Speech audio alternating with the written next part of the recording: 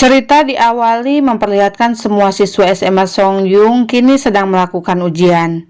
Seperti biasa, dari ujian tersebut nantinya akan diketahui siapa peringkat tertinggi dan terendah. Terlihat Wushu sangat mengkhawatirkan temannya karena memang temannya ini diprediksi akan mendapat nilai terendah. Wushu meminta Dusim membangunkannya sehingga temannya pun mengikuti ujian sampai selesai.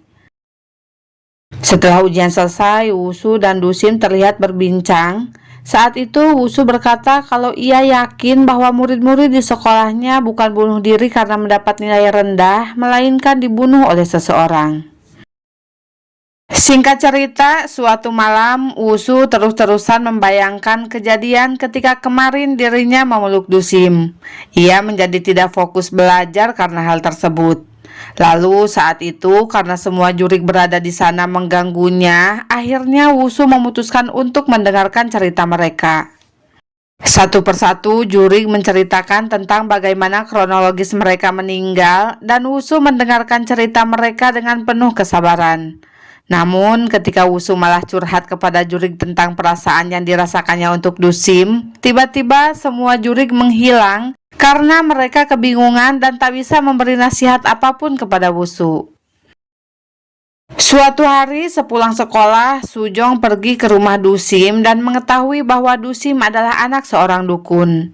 Hal itu disebabkan karena kecerobohan ibunya yang tanpa sengaja memberitahu Sujong karena mengira Dusim mengajaknya ke sana.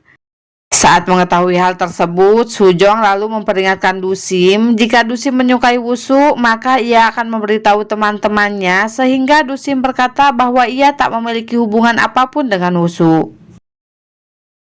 Esok harinya, ketika Wushu mengajak Dusim berbincang, Dusim tidak menanggapinya dan berusaha menjauh dari Wushu. Dan hal itu tentu saja membuat Wushu kebingungan karena tiba-tiba Dusim bersikap dingin kepadanya. Sepulang sekolah, Wushu kemudian menemui Dusim. Saat itu, Dusim memberitahu Wushu bahwa ada roh jahat di sekolah mereka yang hanya membunuh orang-orang yang berada di peringkat terakhir. Malam harinya, karena Wushu sangat mengkhawatirkan temannya, yaitu Ilnam, ia lalu mengajak Dusim bertemu untuk membahas tentang roh jahat tersebut. Dan saat Wushu hendak menemui Dusim, ia bertemu Sujong di depan rumahnya. Rupanya Sujong sengaja diundang oleh ibunya Wushu ke sana. Namun di situ Sujong merasa sangat sedih karena Wushu mengabaikannya dan pergi menemui Dusim. Ketika bertemu Dusim, Wushu bertanya apakah ada cara untuk menangkap roh jahat sebelum roh jahat itu mencelakai siswa peringkat terakhir. Namun Dusim tidak memiliki solusi apapun. Di sekolahnya, karena kemarin Sujong kesal kepada Wushu, akhirnya ia pun memberitahu teman-temannya bahwa ibunya Dusim adalah seorang dukun. Dusim hanya terdiam ketika salah satu temannya menanyakan tentang kebenaran informasi tersebut. Tak lama kemudian, Pak Guru mengumumkan hasil ujian mereka. Dengan gugup, Wushu bertanya siapakah yang dapat nilai terendah, dan ternyata orang itu adalah Ilnam. Mengetahui hal itu, tentu saja Wushu marah dan bertengkar dengan Ilnam karena Wushu sudah mengajarkan semua soal yang mungkin keluar dan pertanyaan yang keluar dalam ujian memang mirip dengan yang diajarkannya.